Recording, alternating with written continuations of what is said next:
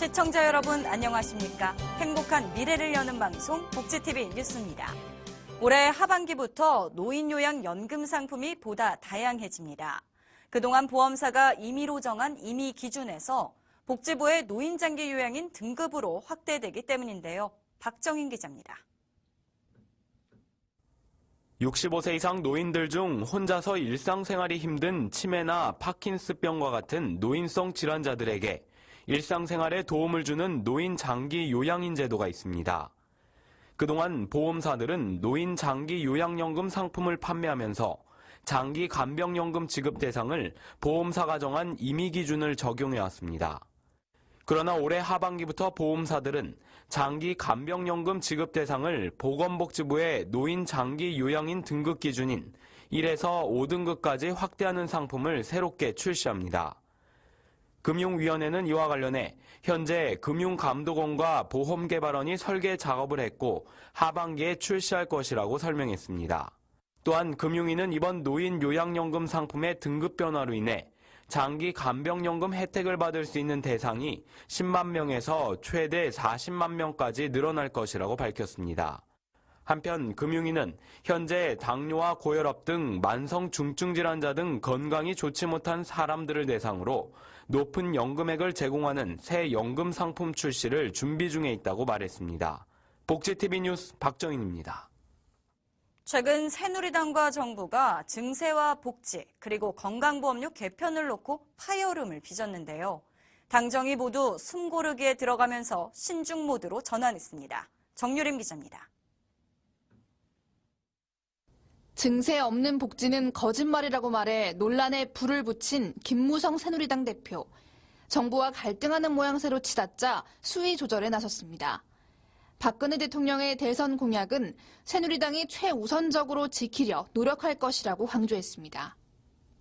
증세 논쟁은 아무 의미가 없고 증세는 최후의 마지막 수단이라는 측면에서 정부와 새누리당의 의견 차이는 전혀 없다는 점을 강조합니다.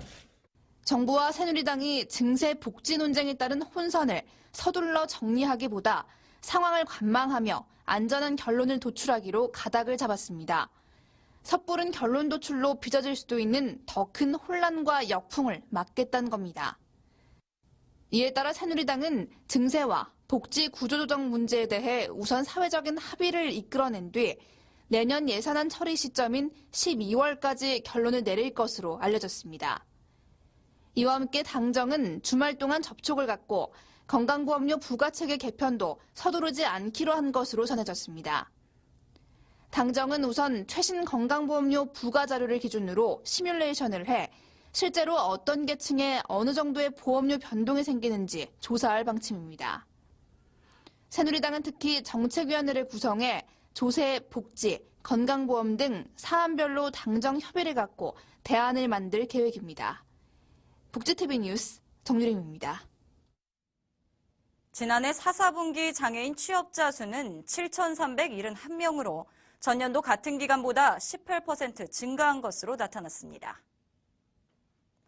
한국장애인 고용공단이 발표한 2014 4, 4분기 장애인 구인 구직 및 취업 동향에 따르면 구인 수와 구직자 수는 전년도 같은 기간보다 감소했으나 취업자 수는 증가했습니다. 성별 취업자 수는 남성이 66.3%, 여성이 33.7%를 차지했으며 각각 16.5%, 20.9% 증가했습니다. 또 장애 유형별로는 지체장애가 가장 많았고 지적장애와 청각장애, 시각장애가 뒤를 이었습니다. 신입 구직자 2명 중 1명이 평균 2,800만 원의 빚을 지고 있는 것으로 나타났습니다. 한 온라인 구인구직 포털 사이트가 신입 구직자 890여 명을 대상으로 부채 유무와 금액을 조사한 결과 47%가량이 빚이 있다고 응답했고 1인당 평균 2,769만 원으로 집계됐습니다. 빚은 대부분 제1금융권과 정부, 제2금융권에 지고 있었지만 대부업체와 카드 연체도 16%가량이 있었습니다.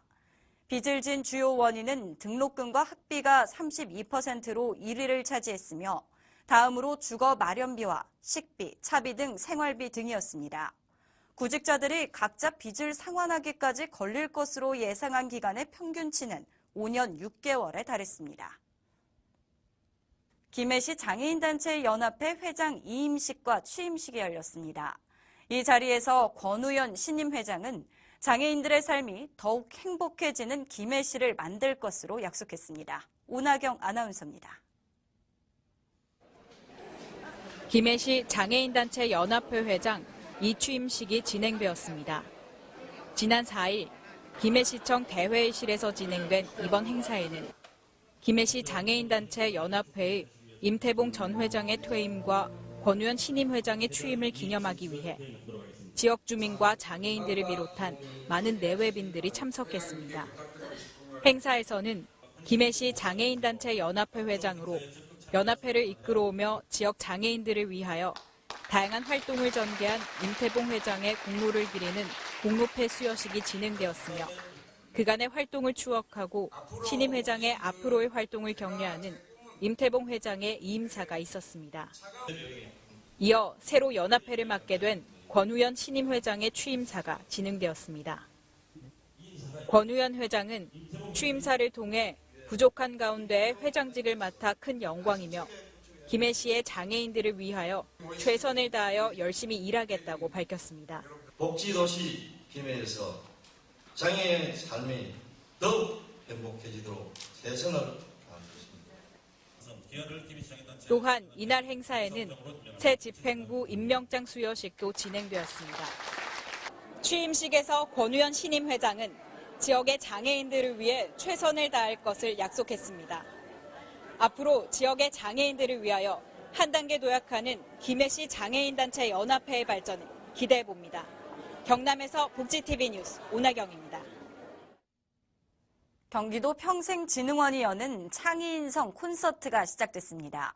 소년원이나 복지관 등을 찾아 청소년들의 꿈을 응원하게 됩니다. 최현미 기자입니다.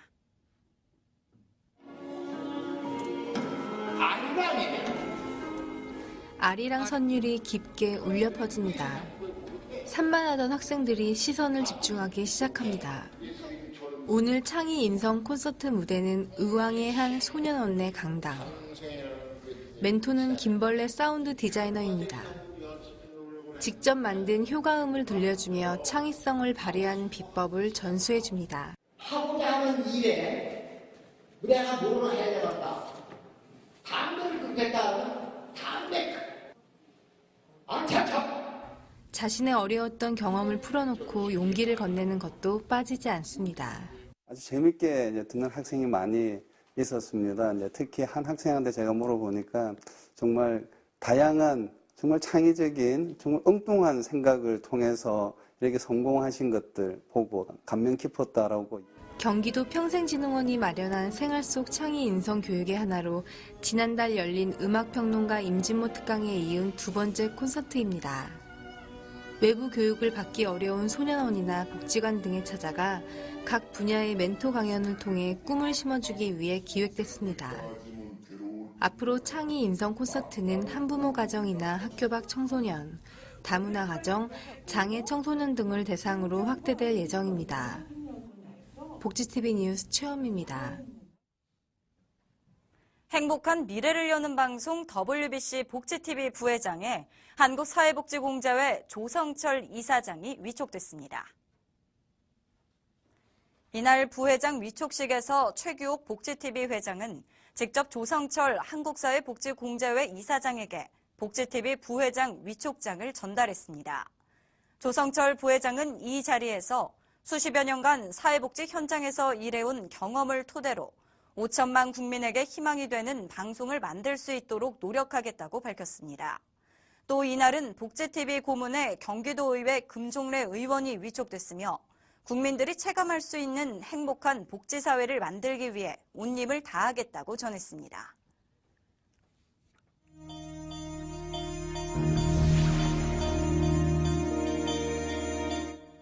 이어서 간추린 뉴스를 전해드립니다. 환희와 감동 그리고 축제의 한마당이라는 주제로 제12회 전국장애인 동계체육대회가 개막했습니다. 대회는 12일까지 강원도 평창과 강릉, 서울, 경기도 일원에서 열립니다. 이번 대회에는 전국 17개 시도에서 선수와 임원, 대회 관계자 등 총 754명이 참가하며 알파인 스키와 크로스컨트리 스키, 바이애슬론 등 6개 종목의 경기가 펼쳐집니다.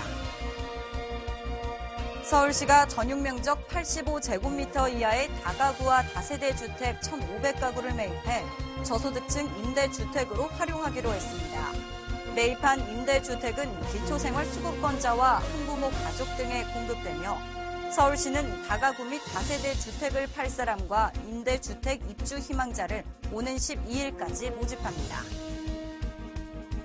서울 종로구가 노숙인을 위한 쪽방, 거리 노숙 탈출 과정과 노숙인 사전 예방을 위한 생각 키움 과정으로 구성된 노숙인 생애 재평가 상담 과정을 확대해 운영합니다.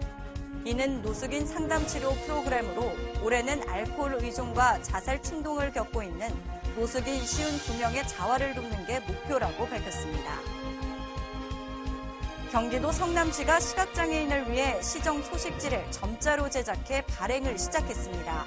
점자 소식지인 비전 성남은 국배판 책자 형태로 매월 200부가 발행되며 중증 시각장애인에게 우선 무료로 배포됩니다. 경기도는 지난 6일 130여 명의 사상자를 낸 의정부 화재 사고 현장에서 용감한 시민정신으로 주민들의 목숨을 구한 유공자에 대한 표창식을 가졌습니다.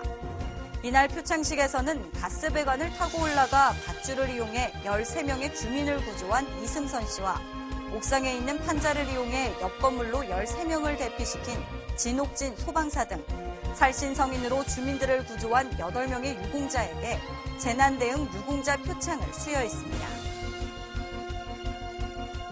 여수시 신체장애인들의 복지와 권익 보호에 앞장선 사단법인 한국신체장애인복지회 여수지부가 회장 2취임식을 가졌습니다.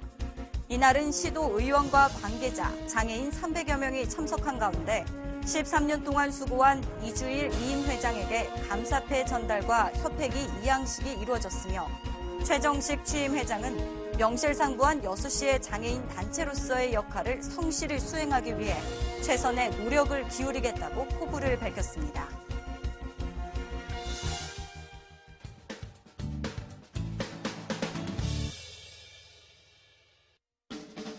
한 주간의 사회복지 행사를 한눈에 알려드리는 시간 복지 게시판입니다.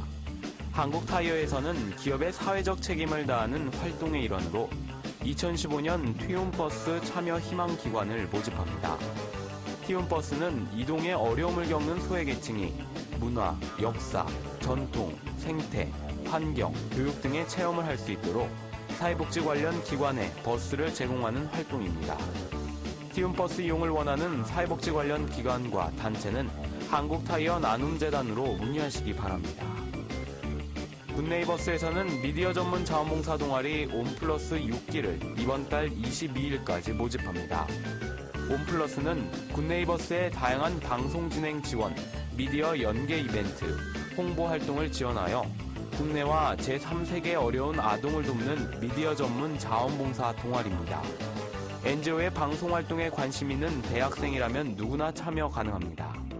자세한 사항은 굿네이버스로 문의하시기 바랍니다. 지금까지 복지 게시판이었습니다. 이야기가 있는 시간 오늘의 영상 함께 보시죠.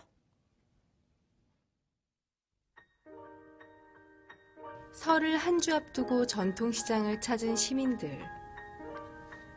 올해도 전통시장에서의 차례상 마련 비용이 대형마트에 비해 훨씬 저렴하다고 하는데요. 이번 설 준비는 저렴하고 정감 넘치는 전통시장을 이용해보는 건 어떨까요? 다가오는 설 명절, 이제 차례상 준비도 하셔야 될 텐데요. 대형마트보다 전통시장을 이용하면 설 차례상 비용이 10만 원가량이나 저렴하다고 합니다.